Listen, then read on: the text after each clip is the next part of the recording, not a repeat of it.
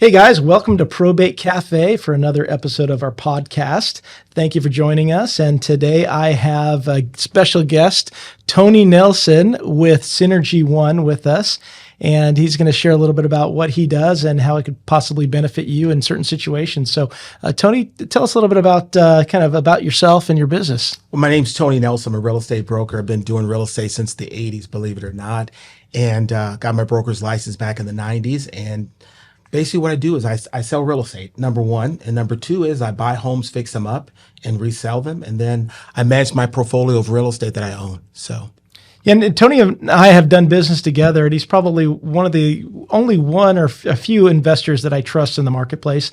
We're always dealing with the people that go to the seminars and things like that, and you can never trust them. They're always trying to pull this or that to get a good deal or renegotiate, and that's what I like about Tony. That's why I invited him here, because he's honest, he's straight up, and we become friends as well through that process. But yeah, he's great to work with. So it's been a joy working with you, and it's been simple. So, and what inspired you to get into real estate? When I was younger, I wanted to build a house. So I thought the easiest way to get into building a house would be to get into real estate. So I went to college, got a degree in finance, real estate, and law from Cal Poly Pomona, and was working for a bank. And I wanted to get into real estate, but I didn't have a lot of money. And one of my buddies came and says, "Hey, you want to buy a house?" And I was like, "Yeah." So I bought a condemned home in San Bernardino. And it was 677 West 8th Street. I always remember the address because it was my first house I ever bought. And we spent the next 6 months basically redoing the home. And that's how I kind of got into real estate. And that has led me to, of course, building homes. But more importantly, that was the trip that got me into real estate. Interesting. And I like that where you say you remember the first home. And I don't think there's any realtors that don't remember the first home that they've sold. Yeah. Mine was over here in Norwalk on Liebecker. It was an agent right out of this office here about, 1991. So yeah, it's interesting. I always remember that. I try to remember every address of home that I owned or rehabbed. And one of my contractors says, "How do you remember those addresses?" The way of like kind of timing my brain or training my brain is to try to remember every address. Like I remember the one on Spruce that we did, and of course Miguel Vista that I'm working on now. So I try to remember the addresses. So that one sticks out with me, of course, because it's my first home that I actually bought. It's been a great ride. Let me tell you, it's been the greatest thing ever. Nice. And tell us a little bit about your business model. Like, what do you basically? What I number one is I sell real estate. So I list and sell properties. I'm most of a listing agent. I don't do as much working with buyers. I mostly sell. And then I also manage my portfolio of real estate. I have a number of doors that I own. And so I've acquired those doors either by rehabbing and then keeping them, or I've acquired properties that I rent out. And then the other part is I buy properties just like your listings. I'll buy one of your listings and fix it up. I just got one under contract today out in Hemet. And I've got another one closing tomorrow. We just funded today out in Downey. So it's pretty much anything related to real estate, right? Yeah. So either I'm selling real estate, I'm buying real estate and rehabbing it, or I'm managing my rental portfolio that I own. Anything to do with real estate, that's what I'm into. So if you got a property that you need rehabbing, or if you got a property that you want to sell, I'm the guy. Wow, so I would classify you as not the millionaire next door, the multimillionaire next door, without even people noting it. I mean, I live a very simple life. Yeah, most people, I live a very simple life. I don't know if I'm classified as a millionaire, but I've acquired a lot of assets, and I'm super duper blessed. I mean, I would never. I had a buddy of mine say one time. He says, "What do you do when your reality exceeds your dreams?" Oh, yeah. And he said, "Just shut up and enjoy it." And I'm kind of at that point to where I never expected to be at this position. I got into real estate kind of just because I love real estate and I wanted to build a house. And now all facets of it's under my control. So yeah, I'm super happy and super excited about the business. I told my assistant yesterday, I said, "I'm more hungry today than when I first got into business." Which is weird because most people kind of like, I still look for the deal, the opportunity. Yeah. Wow. Yeah. And I know what impressed me about you when we did that first deal a couple of years ago was you actually called me back and you shipped me my lockbox because it was a little bit far for me, about an hour away. And that was really cool because I think you and I go into that mindset with, okay, how can we help somebody else when we're in this situation, whether that's our clients and or people that we're working with, and share with us about your clientele. How do you kind of work with them, and what's your, how do you serve them? I always look at every client, no matter if it's $100,000 transaction or if it's $1 million transaction. I try to take care of every client the same way. I tell everybody that I'm in the customer service business. It's almost like people say, what business are you in? I don't say real estate, I say customer service, because in our society nowadays, people don't really get good customer service. I mean, we all go to a restaurant and, you want your drink refilled. You want your meal to come hot and you want, good service. We don't get that as much. And this is an opportunity where someone's selling their biggest asset, and you give them the opportunity to give them 100% of your attention and your customer service. So I try to make my clients come back to me after the fact and say, man, you really made this easy. I was kind of dreading it, but now it's easy because you took care of getting the repairs done. You took care of meeting with the appraiser. You helped me get the property ready to go. Everything went smoothly. You sent someone out to do this, or you signed this paperwork with me and you got everything taken care of. So I try to treat every client with that kind of the same way I'd want to be treated, whether I'm sitting at a fancy restaurant or if I'm just in a line at a small store. I want to give people that kind of customer service because they remember that. I think there's one of those things, people don't remember you, but they remember how you make them feel. And I want them to think like, man, Tony, he really goes out of his way.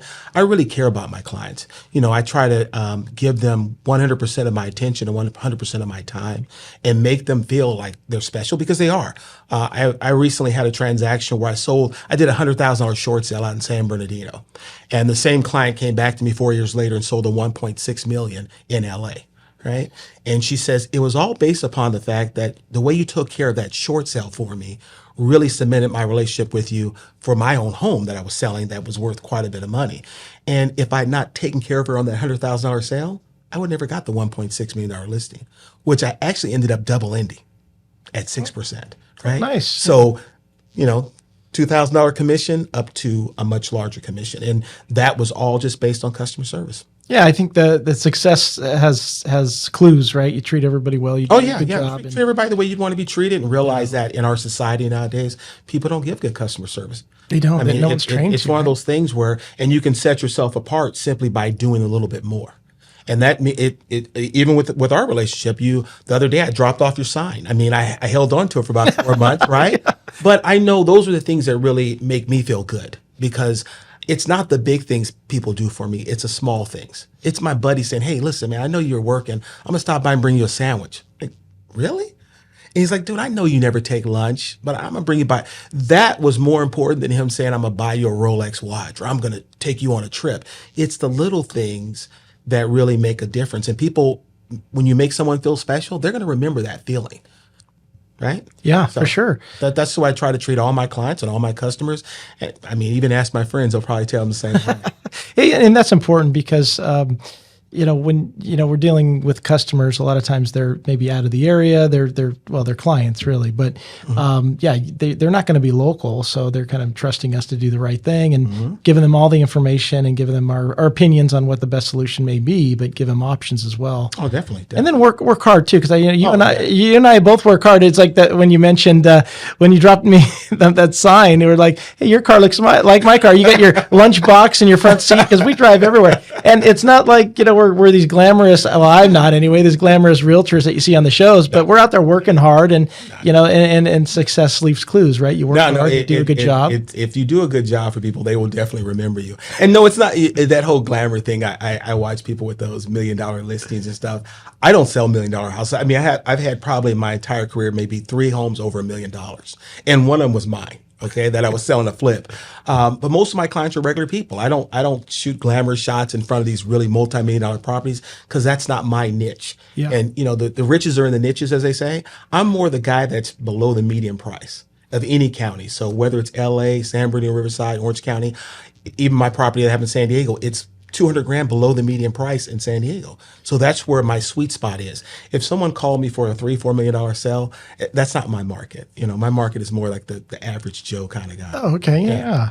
I think that's kind of what I sell to. Everything under $1 million typically is the probate stuff. So it's like, it's kind of unfortunate that people don't have trust set up to protect them, but we just roll with the punches, right? I have that conversation with people all the time. I say, "Do you have a living trust?" No, I'm just going to put my kids on title and go. I just go, pow. Like, no, don't do that. But it creates business for you and I. I mean, yeah, it's unfortunate. Kind of, we're the service industry, but it's an unfortunate thing that we deal with. It's a penny wise, pound foolish. You can spend the money up front. I know a living trust is going to cost a few dollars, but you're going to save so much money down the road, right? Yeah, and if you're watching this, and if you need a referral, if your home is not in a trust, reach out to either one of us, and we'll refer you to somebody competent that does know how to work with estate planning and trusts and things like that. It'll pay dividends down the road that you would not believe. Yeah, and then, with you wearing so many hats, how do you kind of manage that in your personal life? Because you do a lot of work. So I see you everywhere. You know what? The one thing is because I really enjoy what I do. So it makes it a lot easier. Probably for most people that kind of look at it, oh, I hate doing that. I love going down to San Diego, and I try to incorporate that into what I do. So if I'm going to San Diego, I say, hey, babe, let's go to San Diego and spend the weekend, and I'll check on my property. Or I have properties out in the desert, low desert, out in Palm Springs in India. I'll say, hey, let's make it a weekend. Go out there, I'll check on the properties or whatever the progress is. And so, but I also have 2 personal assistants that basically help me. So I've got a full-time personal assistant that helps me, and then I've got another assistant that helps me with my rental properties and with everything that I do. So it's more of me giving the customer service, and then they take care of the backroom stuff so that I can be in front of people. So I can take care of Mr. Layton. I can take care of, Miss Bullock or whoever my client may be at that time. In this business, people want that service. And by having assistants that can help me with the paperwork and with the logistical stuff, I can go out and actually provide that customer service. So yeah, there's a balance, but in life, there's never really a complete, 50-50 balance or anything like that. But I try to, delegate a lot of work out and let go of a lot of things and leave me more to do the selling, if that makes sense. So as far as the hats that I wear, I don't do the construction work myself. I have 2 construction teams, and both of them know exactly what I do. So we do the same thing over and over again. So that makes it easy. I put one in Canoga Park recently, one in Apple Valley. They're both working. They're both doing the exact same thing. Exact same roof, exact same flooring, exact same bathrooms, all the same. And then my sisters know the same way I work. If I take a listing, it goes in the MLS, call the photographer. All those things are coordinated because it's almost like a system. So a good buddy of mine back in the day, Mark Valdez, says, if you build a system, all you have to do is plug and play. So my thing is to go be the rainmaker. So all I do is go out and generate the business, find the deals, find the listings. They take care of all the paperwork. Oh. So it allows me my free time. If some agents don't allow themselves to let go, you have to get people and let them be competent and let them do the jobs that you hire them to do, and then you focus on what you do best. There's no way I could do everything, right? Right. But I focus on relationships, building relationships. My relationship with you, the other day, that it took a little bit of time. I dropped off the sign to you. We met up and I took care of something for you. It's about building relationships. That goes so much further than me sitting there doing the paperwork, right? Yeah, yep. So yeah, I'm able to maintain balance because basically I've been in the business a long time. I know business will always be there. I know if I take care of my clients, business will be there. So in creating that balance, how would you say it? You have to have time off to be effective. You can't just be all real estate. You can't be 24/7. You burn out. You just, well, not only that, you really burn out, yes, but you won't be able to give your clients 100% of attention if you don't take some time to yourself. So I make sure I take time to myself. And although I work a lot, believe you me, even my assistant says, I can't believe you're posting at 3:30 in the morning. But I may wake up at 3:30 today and go to bed at 8 o'clock tomorrow. That's just the way I am. I'm programmed to get up. And when my mind is running, I'm going to get up. But I do, you may catch me sometime going to sleep at 8 o'clock. So, yeah. But and I love what I do. That's probably one of the biggest things is that most people look at their job as a job and they can't wait to get through with it or they can't wait till retirement. Like I said, I'm hungry today like I was when I was 21 getting into the business. I mean, I love what I do. So that makes a big difference. Oh, yeah. And then I know some things that you and I do are similar for our clients, right? We go in, we get our estimates, we renovate, we determine, what we're going to do with the property, if anything. Yeah. So in that process, what is kind of a lesson maybe you've learned or a pitfall that you come across in dealing with that? Because I know I have a few for sure where, people that, your handyman doesn't show up, he's sick, and the client expects something to be done. And, I always have to explain to them it's it's not a firm date where these things are going to be done. We have permits. We have a lot of things that could go wrong that we take care of. But being that I have the same crews that have been working with me for some time, I can pretty much. I just had a situation today. It was a probate sale, and the owner passed away in the property, and the gentleman was like, "I just want to sell it the way it is."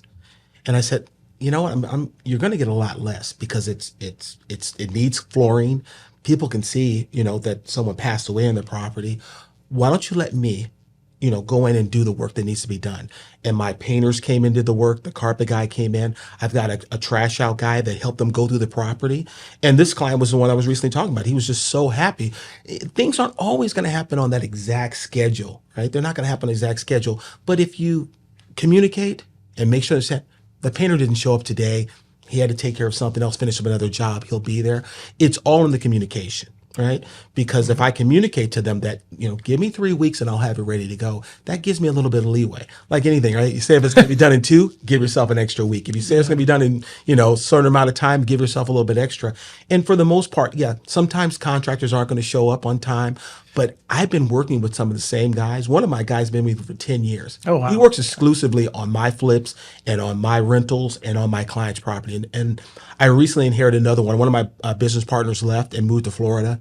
And we're still business partners, but he left behind one of his crew, and his guy works. And these guys are dedicated. They're hardworking, and they may not be the cheapest, but they're the hardest working guys I know, and they get things done. I've got tons of rental properties, and these guys service my rental properties along with my flips, along with when I get a listing, much like what you're talking about, I'll have them go out and give me an estimate.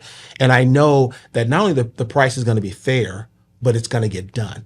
And it's going to get done correctly. Right? And I think that's the biggest thing that I think I see in our industry when someone goes out to either connect with an agent or get some work done, they factor in or they go with the cheapest person, which is typically that I see that a lot. And it's not always it's not good. You right? pay for what you get. You pay for what you get. And that's one thing I would tell people a lot of times.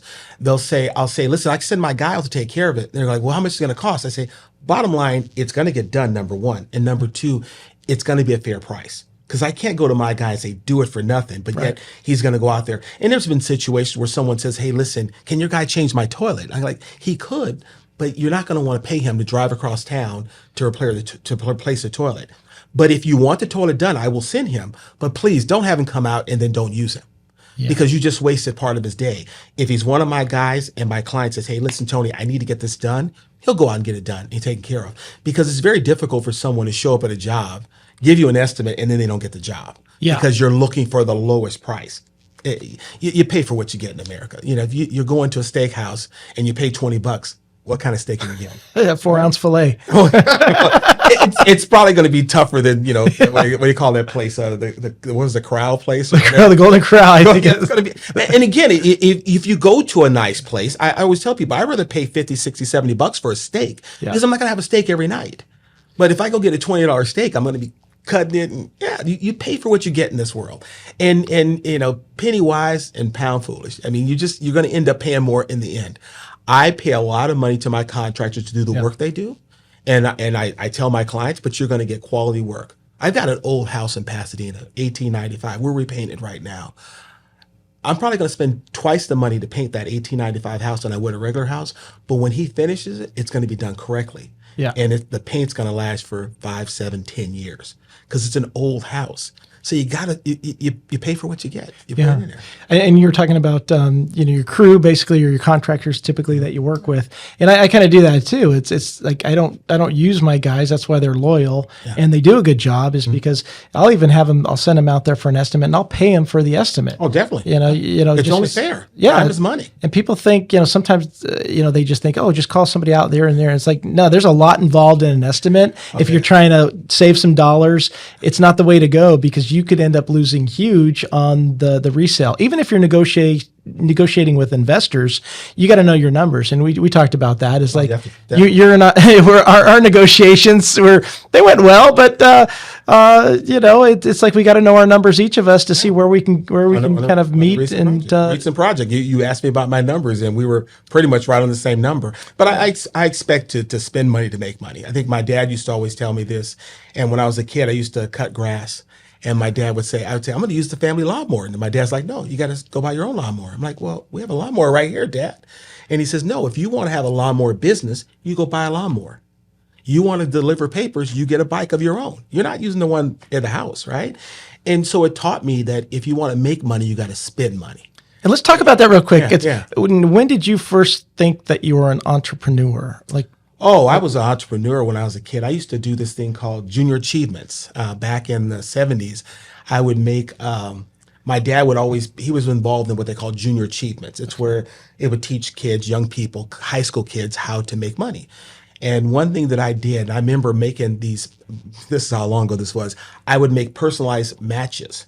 Because back in the 70s, everybody smoked, right? Yeah. So I would basically make you personalized matches. It would say Eric Kaiser, and I would stamp it on there if you wanted a logo or something, and I would sell them to my neighbors, whoever, right? And I had a little pressing machine, and I could, I'd make maybe a couple of dollars, and then I started delivering papers when I was probably 12 or 13 in Carson. And then when we moved to Walnut, I delivered the paper out there, the Daily Breeze. I delivered the Daily Breeze, the San Gabriel Valley Tribune.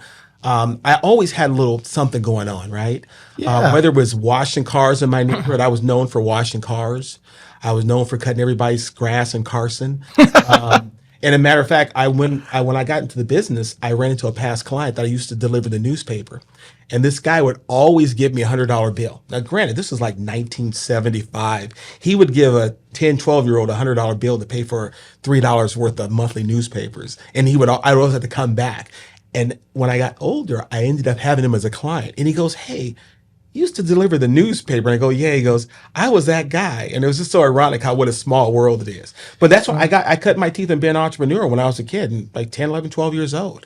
And I didn't know that was being an entrepreneur. I just knew that my dad said, anything you wanted, you got to pay for half of it. So he would make us go out and earn it. Oh, good. And so I learned the value of money. And that's why to this day, I don't have this lavish lifestyle because you have to pay for it. Right. I mean, you have to physically pay for it, not put it on credit. You've got to pay for it. So that was one of the things that my dad instilled in me a long time ago. And I don't think he was trying to push me into being an entrepreneur because I went to college. I had a corporate job at Wells Fargo when I graduated from college, but somehow I kind of moved into the entrepreneurial space because it just fit who I am. Yeah, I think we're probably cut from the same cloth, meaning that you kind of know early on, if you're going to be a hustler and make it happen, right? Exactly. It's funny you say that because people say hustler. It doesn't have the same connotation as when I was a kid, right? Because when I was a kid, if you're a hustler, that was a good thing. Yeah. Nowadays, like you're a hustler, like it's when you hustle. That's well, true. It was always something to do. It was always there was never a time where we weren't sitting around doing nothing. My dad was like, hey, you need to, get something, whether you're delivering newspapers or making matches or whatever. And there were so many other things that I've tried growing up, but those are ones I specifically remember very, vividly. That's funny. I have a story. I think I realized it when I used to spend the night at my grandma's house. I must have been in the 5th grade, 4th, 5th, maybe 6th, I'm not sure. And she used to have this bowl of candy. She was like, take as much as you want or whatever. So I started taking some to school, and then I started selling some for 5 cents a piece. And I knew I can get my cookie for like 15 cents or 20 cents. So I'm like, I just sell 5 cents a piece. I'd be selling on the schoolyard. Yeah. And then I would just come up and get my chocolate milk and my cookie. Yeah. I'm like that. And then even before that, though, my buddy and I, we were latchkey kids, right, in the 70s, like late 70s, 1980.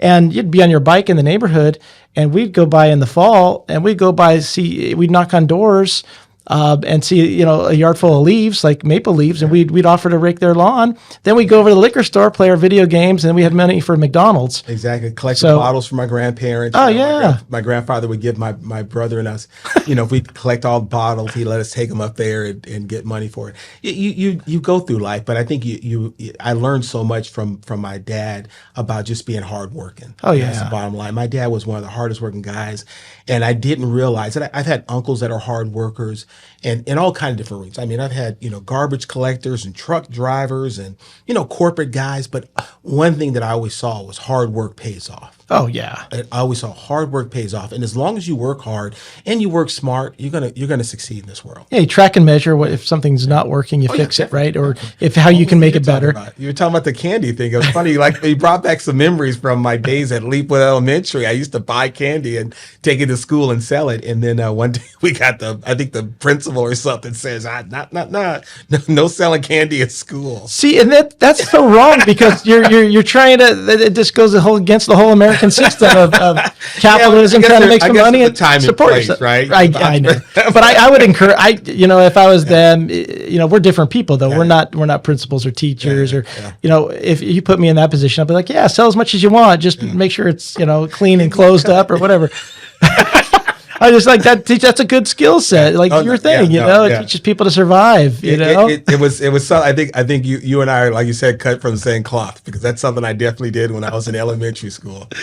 So here's a question: how do you evaluate real estate deals? What factors do you consider when you're looking to invest or A lot of things I take into effect. Well, especially right now. Last year I bought about 20 properties, and I had about 18 on the board at one time that I Wow. would they were either in escrow, they were in production, or I actually owned them. And the market has been, as you know, crazy, right? So I try to look at interest rates. I look at availability, and I look at the sentiment, what's going on even right now. And it's ever changing. 3 months ago, 6 months ago, I was trying to unload everything I had. Spruce, Etowanda. I was basically buying them and then cleaning them up and reselling them, not even rehabbing them, because I was worried about interest rates and what that was going to do to the market. And now I'm completely different. It's like, okay, there's very little inventory. So when I look at a transaction and I look at a property, like I'm looking at one in Downey right now, I look at where the market is. How many properties are on the market? And what do I think it's going to be worth once I finish in comparison to what's out there in the marketplace and what's currently pending is going to close? Where most people look at it from a standpoint of what's already closed, I'm looking at what's pending and what's active. I really don't, I mean, I care what's close because those are my comps, of course, but what's the market doing right now? And as you know, right now, what's happening? There's very little inventory, clean inventory. Most of the time, people are they're afraid. They're kind of looking in the rearview mirror. Oh, the market's going to crash. Well, if you really look at it, the market's not crashing. Why? Because a lot of people have low interest rates. I'm sitting on probably tons of loans, non-owner occupieds at 3.5%, 3%. And I look at what's going on in the marketplace more than what the deal. The deal's important, but what's going on in the marketplace when I got to sell back into the market. They say you make your money when you buy, right? But if you buy these properties right, you're going to make your money on the back end and knowing where the market is going. So I'm not probably the best number cruncher. Like I kind of estimate what it's going to cost to fix a property. I can pretty much know, because I've done hundreds of flips, how much it's roughly going to cost, and kind of put in a measure there of plus or minus. What if I got to put the roof on? What if there's a little bit of foundation issues we got to correct?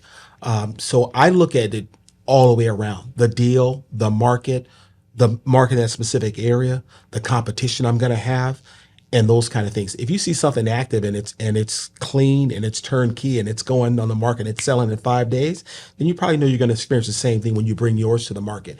What's really unique about what we do is that I'm bringing something to the market that is turnkey and ready to go. I'm competing against Mary and Joe Smith's house that hasn't been remodeled in 10 years or 20 years. Someone's going to see mine at 800 and see theirs at 729 and be like, the difference is $400 or $500 in payment, but there's no work.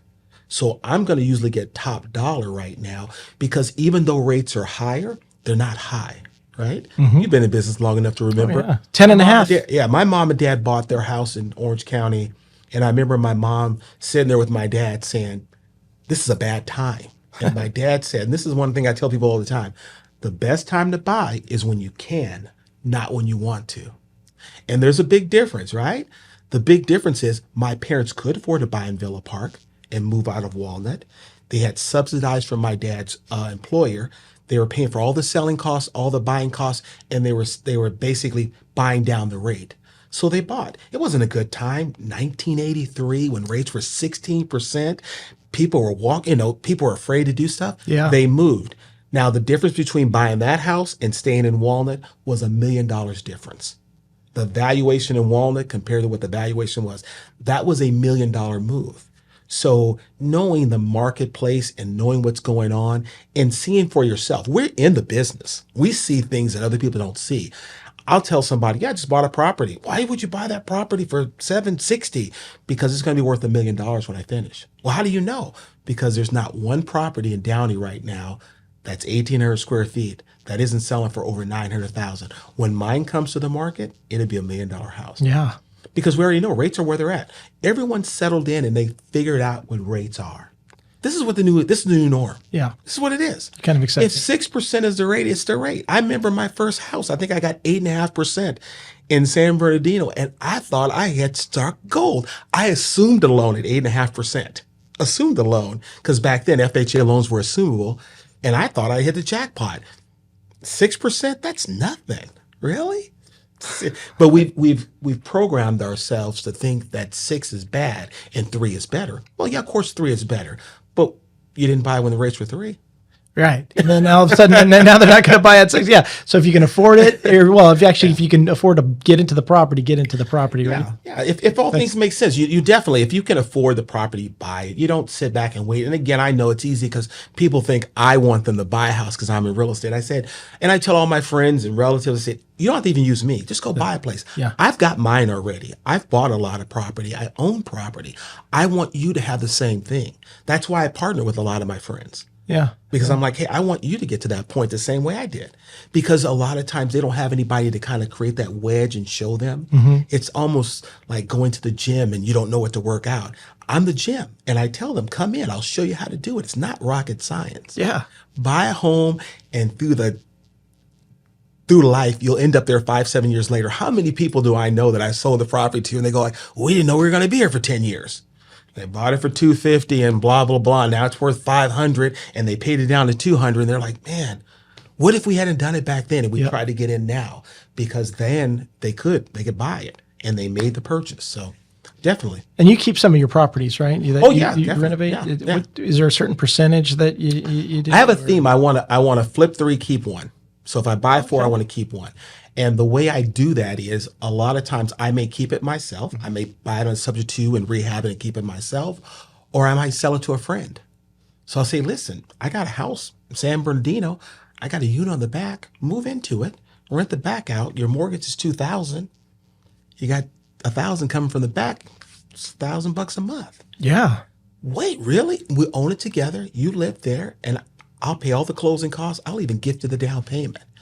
And that way I get them on the property ladder. The more people I can pull on the property ladder with me, it's a win-win situation. Right? Oh, yeah. Most people think life has to be some kind of a zero-sum game. Your loss is my win. No, we can both win. Yeah. When we work together, we win, don't we? Yeah. Because you know that I'm going to close the transaction and I know you're going to bring me a good product. You're going to disclose everything you know. I don't deal with wholesalers for that reason, right? Because they're not required to disclose. You're going to tell me, hey, Tony, I'm going to tell you right now, man, there was some, foundation issues with this problem. Cool. I'll deal with it. I'll address it, right? Mm-hmm. But that's one cool thing, that life can be a win-win. It doesn't have to be a zero sum. Doesn't mean that if I win, you lose. And most of my clients and friends understand that. I want my clients to win just as much as I want to win, because we can both win. I can get them the most money for the property and work just as hard as I would if it was my own property, right? Oh, yeah. And get them the most. That's why I advise a lot of clients, let me help you fix it up a little bit.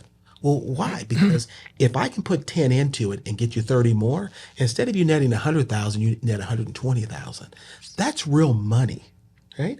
And when you start seeing it on paper and I show them, listen, I'll get you more for it. I can pretty much guarantee you that, because when I put my properties on the market rehabbed, I get top dollar. Mm-hmm. Not because I'm some great person, but with these interest rates now, people are willing to pay for quality. Right. And I think I deal with that too, right? Right now, I've got a property in West Covina, and it seems that the beneficiaries, nobody wants to put any money into this property. They want to sell as is. And it's just such a loss because, we're going to be selling probably, quite a bit lower than what we could have sold for if we just do a few different things, right? You do the few things that we do to a property that can really bring in that value. A lot of time it's just flooring and paint. Yeah. Believe you me. And I'm running into these situations where even if it's cleaned up just enough with just the basics, I'm running into situations where the buyers, because there's limited inventory, the buyers will actually come in.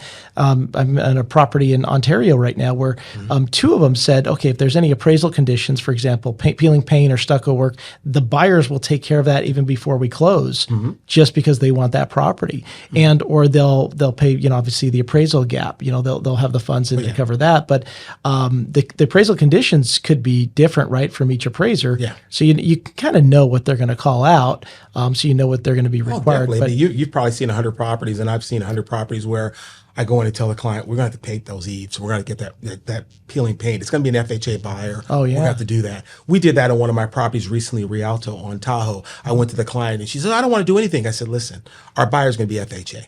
Yep. So we can not do it and get the FHA offer and then have to do it, or you can let my guys do it now. We'll pay out the close of escrow. And then when people see it, we're getting the benefit of the work already being done. And so she did it. We put it on the market. We got 10 grand more than what we had listed it for. Oh, nice. Okay. And it fronted the freeway, the 210 freeway. It had not been touched in years, but the bottom line is she followed my guidance because all the trim needed to be replaced. We replaced it. We painted it. So when people came out to see it, they didn't see that. Yeah. They saw the work already done. Our buyer was an FHA buyer. When the appraiser came out, he didn't see all the chipped paint, all the eaves rotting. Yeah. It was a win-win. I know in one of the properties that I think I sold you, I'm not sure, but you said, yeah, don't clean it out because I don't want any competition. I think it was that La Palma one that I'm probably still working on. Don't clean it out because I don't want anybody to see the potential. So yeah, you actually said that. So if you're, you remember that? Most of the properties I love is when, I go into them and the more trash, the more they need work, those are the best opportunities. Yeah. Miguel Vista was that way. Most people walk through there and they'd be like, oh my God, why are you buying this place? I made an offer on one in Pomona the other day that was just a mess. I didn't get it, but it was a perfect way where, the roof shiplap was coming off. It was rotten through there, but the roof was good, but it was just the eaves need to be repaired. The place, it was on a slab foundation. So the carpet and flooring was terrible. We're going to tear all that stuff out. Right? Yeah. We're going to put new electrical in, new all the things that people think are super expensive, they're not that bad. Yeah. But I love them when they're, oh man, the worst looking ones are the best. Oh, I can get them all. Well, and that's why I tell my clients, we just at least got to clean it out because we want to show people what can be done, and they can step through everything. And because you never really know what you're going to find out about a house until you look at it. There could be a crack on the wall. If it's a slab, there could be a crack in the corner or something that you didn't realize because it was covered up by a chair or just a bunch of, like a hoarder house. Oh yeah, hoarder houses. That is becoming more prevalent. I'm telling you. I think that must be a new disease or something because I can't tell you homes I go through that are hoarder homes. It's just amazing. It must be some kind of mental illness or something because I don't remember as a kid going to 15 different hoarder houses, but now it just seems like it's a standard. I think the last 5 they were basically like that, where just things start piling up and people get older and they pass away. But it's just that's what we're seeing. It's interesting. Well, that's our specialty, right? Probate homes, trust homes. People pass away, so maybe we see more of it than someone who doesn't. And just in general, just from me going out seeing properties that I look to buy, I think a lot of them are just they may not be hoarder homes or just homes where people live. It's just one of those things. Yeah. And what kind of trends are you seeing in real estate right now? And how would you say you'd adapt to them? I'm seeing a lot less inventory because the ultimate thing that's going on right now is people have low interest rates and people aren't going to want to move from a 3 to a 6. And I don't blame them. I've got loans right now that I probably will never touch simply because when am I ever going to see 3% money on owner occupied and non-owner occupied? Yeah. And so that trend is really driving it where you see in the rearview mirror, like everyone says, oh my God, when COVID came along, the real estate market was going to die and it was going to collapse and real estate got better. And then even now with last year, when they announced in March of last year, they're going to start raising rates, right? Everyone was like, oh, the market's going to be, it's over. But then they forgot all those people sitting on low interest rates. Unemployment is still ticking below 4%. And a 30-year fix is somewhere around 6%, give or take. Plus, you can do a 2-1 buy down, which means you'll start at 4%, 5% on the second year, and 6%. That gives you time to grow into the payment.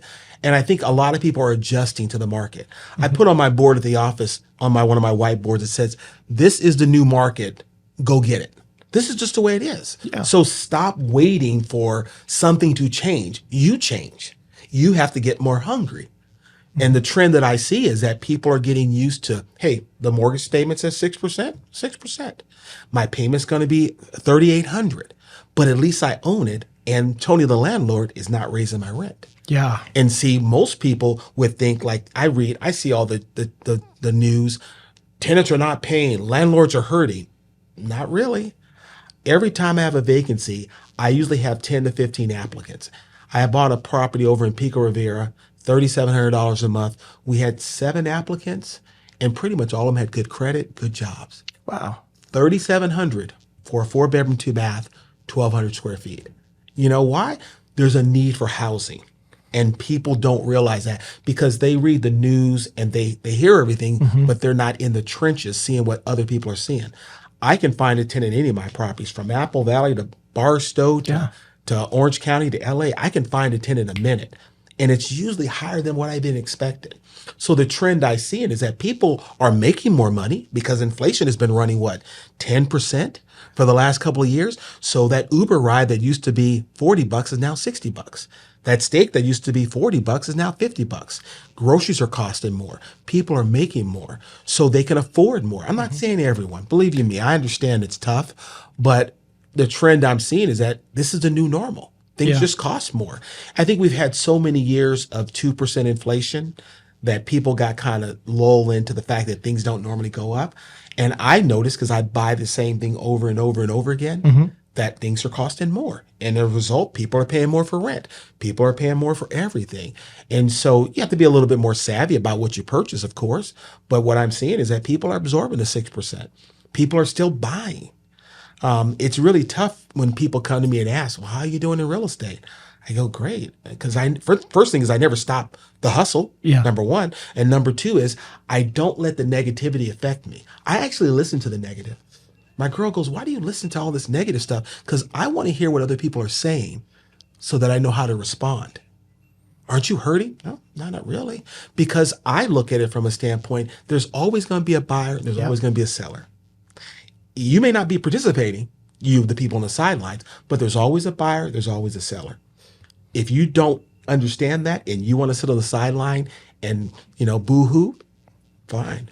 But I see that probably over the next 6 months, prices are going to rise below the median price. So if you got a house for $800 in Downey, it's going to sell if it's clean. If you got a $2 million house in Claremont, maybe not. If you got a, $2 million house in Rancho Cucamonga, probably not. If you got a $1.5 million house in Manhattan Beach, it's going to be gone. Oh, yeah. Because there's a guy that's got $500,000 down and can put that down and can afford that mortgage payment because he's been waiting to buy something, or he just sold a place and he says, listen, I know I got a low rate here, but I can take that money, move it over here. People are still moving. People are still absorbing the rate. It's just because in a lot of people's mentality is that I'm not going to do it. I'm going to wait. Yeah. And you can't time the market. I think we're seeing a lot of that now because on a couple of properties I have in San Diego, that one property we had 15 offers on, and the other one Meadowbrook. we had Or Meadowlark? Meadowbrook. We had I think we had 20 offers on that That's a one. nice property. That would have been a nice one, let me tell you. Oh, yeah. And the other one, I think we got some good money for that one. And the other one in El Cajon, we had 15 offers. So I think the buyers are realizing that, okay, it's not the rates aren't going anywhere. It's not going to crash. And if we don't get in when we can, we're not going to get in because it's one of those things that you're trying to time the market. Yeah, I mean, anyone's ever bought stock? I used to buy stocks. I used to have a Morgan Stanley account. And you're trying to time the market as opposed to it's time in the market, right? Get in the market and realize that just through life, you're going to go back and forth to work. You're going to pay your mortgage, and then 5 years are going to go by. And you're going to be like, wow, man, you know what? I'm glad we bought this place in Canoga Park because you know what? This condo that we paid $250 for is now worth $500. Yep. And when we bought it, our friends laughed at us. Ha, ha, ha, ha, ha. Who would buy that stinky condo out in Canoga Park? We did.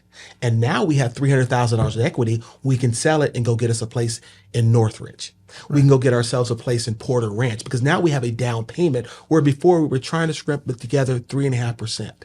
Yeah. Don't try to time the market. Yeah. And a lot of properties we sell, there's beneficiaries. And I always try to tell and educate either my client, if they don't own property, take your money, whatever you get out of the state sale, go buy something and or maybe even try to buy the property that we're selling, buy out the other beneficiaries because you should get into the market. Don't waste the money, as what I try to tell them, because it goes quick. Money will burn a hole in your pocket. Yeah. It's a thing. And people, whenever I have money, I always try to put it back into an investment, because then I start thinking about things that I could buy with it, which of course I'm not going to buy. I always joke with it. Says, "Are you going to buy that car?" I'm like, "No, I'll go rent it. I'll rent the car first before I'll ever buy a car, a new car." And so, yeah, money will find problems. I tell a lot of people. Oh, that's very true. Money will find problems. Your brother-in-law will need money. Your sister's going to need money, because once they know you got the money, they're going to come hunting. Oh, yeah. Everybody's got a business idea or something else. So, please don't ever start a business with your money like that. Go hustle your money together and start your business, because you're going to be more effective. Sure. I think Mark Cuban or someone said at one time, never start a business with borrowed money, because you're not hungry. Yeah. You need to go save that money and start the business. And I know that probably may be controversial too, but you got to be hungry. If you have your own business, you got to have that hunger and that fire inside of you. Oh yeah, you got to. Otherwise, it's not. And if I borrow the money, then it's like, whatever. Yeah, if it doesn't work out, the bank loses money, right? Yeah, and then exactly. But it's you worked hard for it, you appreciate it. Yeah. You got to spend it the right way, and you measure everything, right? And it's a calculated risk, whatever you invest in. But I like what you were saying as far as kind of a lot of what you shared. And I know there may be some people out there, right? If somebody's looking to sell a property, or it could be an investor that maybe needs some advice on a lot of different things. Maybe they can reach out to you just for and I don't know, consult with them on a project, maybe. Definitely. I'm always looking to partner with people. They can always reach out to me. I'm on Instagram at Synergy One Real Estate. It's just the way it sounds, Synergy One ONE Real Estate. My number's there, or you can call me at 626-536-2225. Under my Instagram page is my phone number. Just reach out to me, give me a call. I don't do a lot of direct messaging, but if you text me or call me, I'll get back with you. I love to partner with people. I love to bring people into the business. Like I said, most people don't have a way into the business. Yeah. People call me all the time. They want to get their license. They want to get into sales. And a lot of time I tell them, it's better to partner with somebody that has experience. It's better to get 50% of something than 100% of nothing. Oh, yeah. And a lot of new people in investing in real estate, they don't have a pathway in. There's no a magic pill you can take or an exact route to take to get to success in real estate. But if you partner with somebody that's already doing it and successful, that will take you a long ways. Oh, for sure. And when I got into this, I partnered with Mark Valdez on my first flip, and he had all the construction knowledge. He had all the savvy, and I had the money. I had the money. He had the savvy. And he says, hey, and he saw that in him. He's like, hey, you've got capital. Let's put it to work. And at the same time, I put the capital in, but I learned from his experience. I learned how to use a Sawzall. I knew how to do plumbing, electrical, all the different things that I didn't learn in college. My dad wasn't, that kind of guy, but I learned it from Mark Valdez. And to this day, I mean, every time I see him, I always tell him thank you. Oh yeah, because it led me to where I'm right now. It's kind of funny when we do sell these properties, and we got to go in. If sometimes we'll save the client money, we'll double strap the water heater, we'll put in the smoke alarms, the carbon detector. The small things that you don't have to call somebody out to do, right? Yeah. That's really important to know how to do a few things. You've seen my trunk. Yeah, and you see my trunk. I've got smoke detectors, carbon lights, I got all that stuff. Lock boxes, we got doorknobs. Sometimes we have to change all the locks. We've got screws. So much stuff in my car. But it's good because you never know. Like I had to chain up a fence the other day, and I had to go through my car, and I got through one of my crates, and I had a chain and a lock. And that little difference is to lock that gate would keep someone from coming in and vandalizing the property or whatever. Yeah. It's just the little things that you do that clients recognize. And I think even other agents and brokers recognize when you do the little things. For example, someone removed the lockbox off one of my listings in San Diego. I'd put another lockbox on the back just in case, because you never know, right? Yeah. Because the distance between me and San Diego is 2 hours. Oh, yeah. And so when someone took my lockbox, I called the agent and said, hey, there's one on the back side. You can use that one, right? But you have to think about all the other things that can come up. Oh, sure. But again, that's what they pay us for. I mean, a lot of our clients don't realize all the things that we do behind the scenes to make the deal work. And I don't want to tell them. I just want them to feel like, man, he made this too easy. I was thinking in my mind how tough it was going to be, and you made it easy. Yeah. Because then they're going to refer me their friend, their cousin, their mother. Exactly. And I'll do Yeah. the exact same thing. Yeah. Customer service in this business will win you more business than anything else. Yeah. You don't need a fancy sign. You don't need a fancy car. You don't need a fancy website, but you need to do the customer service. You have to. That's what the business is all about. Yeah. Yeah. If anything, get a bunch of carbon monoxide detectors, smoke detectors, and a strap for the water heater, because when appraisers show up, they don't want to come back.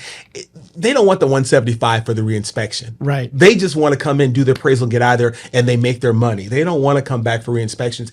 And they're going to remember you when they're sitting down making those adjustments, plus or minus, that you were there. The power was on, the lights were on, the smoke detector, all the things that they need so they can check every box and move on. Yep. And on the water heaters, there's different size. There's a 50 gallon, 80 gallon, 120 gallon. Always go with the 120 gallon strap, because you don't want to have to drive somewhere and go get, Oh man, yeah, buy the biggest straps you can get. better to be over prepared than under. Oh yeah, it's